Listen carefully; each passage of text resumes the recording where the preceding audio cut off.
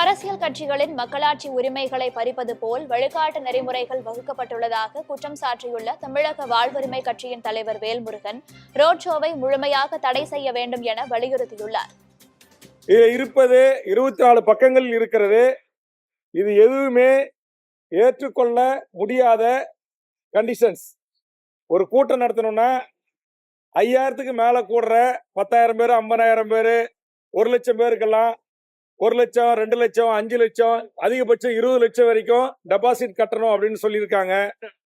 அதே மாதிரி ரோட் ஷோக்களை முழுவதுமாக தடை செய்ய வேண்டும் என்று தமிழக வாழ்வுரிமை கட்சியின் சார்பாக நான் கருத்தை எடுத்து வைத்திருக்கிறேன்.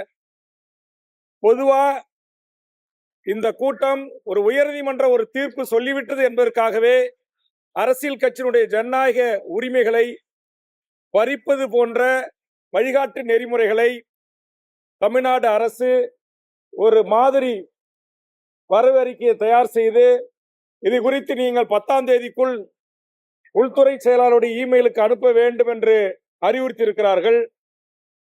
இதை தமிழக வாழ்வுரிமை கட்சி ஏற்றுக் கொள்ளவில்லை. இதை முழுவதுமாக நாங்கள் மறுதலிக்கிறோம்.